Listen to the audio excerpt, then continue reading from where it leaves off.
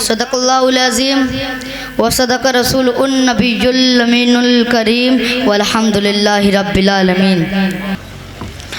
मोहतरम हज़रात, करबलाए मोहल्ला सफाई होने के बाद आज तक हज़ारों सैकड़ों तकदीर हो चुकी और वो क़यामत तक होती रही, मगर एक सवाल उठाता हूँ, अगर उसका भरपूर जवाब दे सकूँ तो दुआ खैर का तलबगार रहूँगा कि इमाम हुसैन रज़ी अल्लाहु अन्हु की शहादत के बाद कोई शहीद नहीं हुआ, वो भी शहीद नहीं हुआ जो really nearest Hussain, closer to Hussain और हुसैन के बाद इमाम, इतना इम्पोर्टेंट पर्सनैलिटी इमाम ज़ैनुल आबिदीन, वो भी शहीद नहीं हुए। जबकि इमाम हुसैन और इमाम ज़ैनुल आबिदीन का लेवल का करबला और अहलबैत में कोई दूसरा न था। जिस इमामत पर ज़ैनुल आबिदीन फाइज थे वो इमामत ना अली अकबर के पास थी, ना वो कासिम के पास थी, ना अब्बास अल-बगदाद शाकार वफा के पास थी। जिस इमामत पर ज़ैनुल आबिदीन की फाइज थी, तो इमाम हुसैन को इमामत की वजह से अगर शहीद करना ज़रूरी था तो इमाम हुसैन के बाद इमाम ज़ैनुल आबिदीन को शहीद करना वो भी ज़रूरी था, लेकिन इमाम हुसैन के बाद किसी का शहीद नहीं होना। सबूत है, दलील है कि इमाम हुसैन और पहले शहीद हो जाते तो सब बच जाते, और फिर इमाम हुसैन ने शहादत में ताख़ीर क्यों की? और इमाम हुसैन शहीद हो जाते तो जैसे इमाम हुसैन की शहादत के बाद वक्त का इमाम शहीद नहीं हुआ, बच्चे भी शहीद नहीं होते, न इमाम हसन का बेटा शहीद होता, न इमाम हुसैन का बेटा शहीद होता, फिर इमाम हुसैन ने गर्दन गरे में ताख़ीर क्यों की? इसका जवाब दो। आप गौर फरमाएं कि जिन मक्का वालों ने नबी करीम पर पत्थर बरसाए, राहों में कांटे बिछाए, 13 साल तक जुल्म मुस्तक़बिल होने वाला सिलसिला, और जब 8 साल के बाद मदीने निज़ामत को नबी करीम पहुँचे तो मक्के का सारा निज़ाम बदल दिया। सारे जालिम, सारे अत्याचारी सामने आ गए, मगर फिर भी नबी रहमत सब पर रहमत की नज़र डाल के देख रहे, वाह तुम वफा जो तुम सब बाजार मैंने माफ़ किया। तो जालिमों को माफ़ करने की सजा जिस रहमत आलम की है उसी रहमत आलम का नवाजा है, जिसका नाम है रऊफ़ रहीम। नहीं चाहते अंदर की कोई जहन्नुम में जाए तो नवाजा कैसे चाहे कि कोई जहन्नुम में जाए? तो मौका दो सुधरने का, मौका दो समझने का। मकसद ये था यजीदियो तुम किसी को कत्ल ना करो, इसी में तुम्हारी भलाई है, इसी में तुम्हारी मचद कला है, मगर तुम अपने इरादे को अहले बैत पे खुद सब्री तलवार की प्यास को ना बुझाओ।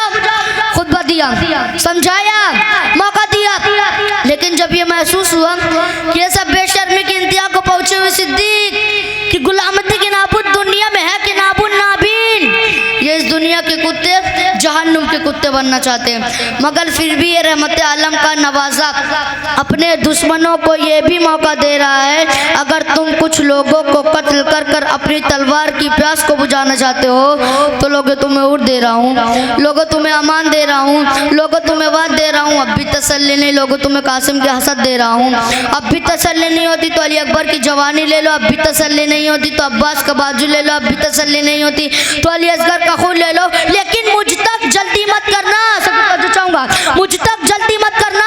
अगर तुम इतने लोगों को कत्ल करके रुक जाते हो तो मैं रहमत आलम का नवासा हूँ, बेटा हूँ, महशर में तुम्हारी गुनाहों की मग़फ़िरत करवा सकता हूँ। अली अकबर का कातिल कातिल मोमिन है, अब्बास का कातिल कातिल मोमिन है, कातिल हुर कातिल मोमिन है, कातिल अली असगर कातिल मोमिन है, कातिल कासिम कातिल मोमिन है, कातिल मोमिन सबकी कई गुनाह के बावजूद मग़फ़िरत करवा सकता हूँ, लेकिन मुझे मानने में जल्दी मत करना। मेरा कत्ल कत्ले मोमिन नहीं, कत्ले दीन बन जाएगा, वो कत्ले दीन बन जाएगा। वारिसों को ख्वाजा, राजाओं के राजा, के महाराजा, सुल्तान रसूल, अताए रसूल, बसंते रसूल, पानी रसूलों का शौकता खून, संदाना कदम आने रसूल, ख्वाजा हिंदुस्तान वाइये बेकज़ाब, ख्वाजा मोइनुद्दीन हसन संजरी ने कहा था सास्त हुसैन, सास्त हुसैन, दीन अस्त हुसैन की पनाह अस्त हुसैन।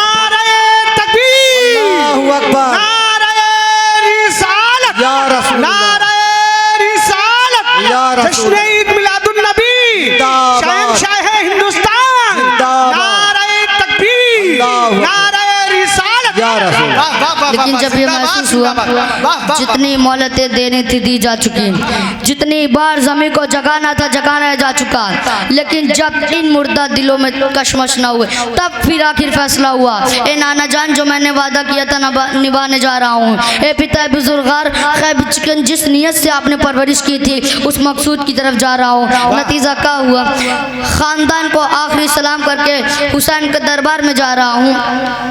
तलवार चपकी हवा में लहराई तो ऐसा नहीं लगता था कि तन्हा हुसैन के हाथ में तन्हा जुल्फ़िकार है, बल्कि ऐसा लगता था कि आसमान की तमाम बिजलियां तलवार में समा गई हो। ऐसा लगता था कि सितारों ने अपनी जगह छोड़कर तलवार की जान में आ गई हो। ऐसा लगता था कि आदम खातिमों का हाथ दुआ के लिए उठ गया हो। ऐसा लगता था कि नूह की कश्ती अपने नजात का रूह देख रही हो। ऐसा लगता था कि अकीदते का बात यज़ूदियों के मुकाबले का तलवार चला रहा हो। ऐसा लगता था कि चादर ज़हरा ने आंखों मचा दी हो। ऐसा लगता था कि हुसैन के बाजू में हैदर कर्रार का बाजू समा गया हो। ऐसा लगता था कि फातिमा ज़हरा का दूध हुसैन की रगों में नया खून बन गया हो।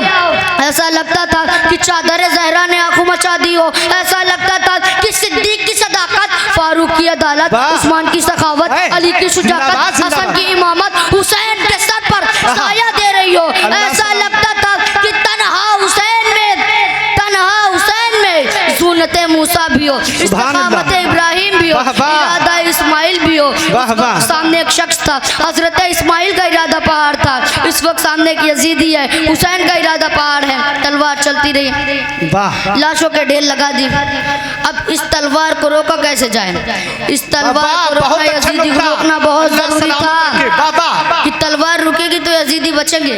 यजीदी हैरान हो गए कि एक ही आदमी सबकी गर्दनें काटते चले जा रहा है, कहीं ये तारीख ऐसी न बन जाए कि 22,000 लश्कर सरदार को एक तनहा आदमी ने शिकस्त दे दी। इस तलवार को रुकना चाहिए, मगर इस तलवार को रोका कैसे जाए? वो तलवार जिसे भूख न रोक सकी, वो तलवार जिसे प्यास न रोक सकी, वो तलवार जिसे लाशें न रोक सकी, वो तलवार जिसे अली अकबर की लुटी हुई जवानी न रोके, वो तलवार जिसे अब्बास अलम बगदाद शाखार वफा का बाजू न रोके, वो तलवार जिसे अली असगर का खून न रोके। उस तलवार को कोई रोक नहीं सकता। जमीन बितराई पर है, आसमान की हिमायत पर है, फला भी मदद चाहे, उस तलवार को कोई रोक नहीं सकता। वो तलवार जो भूख से न रुके, प्यास से न रुके, कत्ल से न रुके, खैरों में नाशई ले जाने से न रुके। अचानक वो तलवार रुक गई।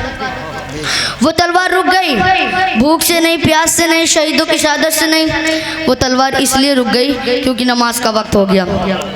घोड़े से उतर पड़े, जख्मी, तीरों से बदन छल्ली, बदन के हर्षों ने बिगा। ये कैसा वजूद है मेरे इमाम? हमारे लिए, उम्मत को बचाने के लिए रसूल पाक ने पेट पर पत्थर बांधकर जो उम्मत बनाई उसको बचाने के लिए इतनी बड़ी कुर्बानी। घोड़े से उतर पड़े, सजदे में गए। यजीदियों ने सोचा यही एक मौका है, ये अली का शेर उठेगा तो फिर मारेगा। दिल में नबी का कलमा पढ़ते हुए भी नबी के बेटे को, नबी के नवाजे को, नबी के नस्ल को, नबी के नूर को, नबी की जान को, नबी की पहचान को सजदे के हालत में ऐसा वार किया कि सर मुबारक तन्हा मुबारक से जुदा हो गया। हुसैन का गला कट गया। अरे वो गला जिसको हमारे नबी चूमा करते थे। तुम कहते हुसैन का गला कटा, हुसैन का गला कटा। मेरे दिल से पूछ गोश आए। मुस्तफ़ा के यज़ूदियों ने नोके नेज़ा पर मेरे इमाम को सर बुलंद कर दिया, जुलूस निकाला, नोके नेज़ा पे बुलंद कर दिया, और फिर वहीं से मेरा इमाम अपने गुलामों को आखिरी तख्त दे रहा है। ए मेरे गुलामों, देखो इन यजीदियों की पीठ में, यजीदियों के लश्कर में तेरे इमाम का सर ऊपर है, तेरे इमाम का सर ऊपर है, तेरे इमाम का सर बुलंद है। यानी जिनका सर कटा नहीं उनका नीचे है, और जिसका कट गया वो सर बुलंद है। बेशक यही किसी के शायर ने कहा था, इंसान को बेदार हो लेने दो, हर कौम पुकारे हमारे हुसैन वो माले ने। अस्सलाम वालेकुम।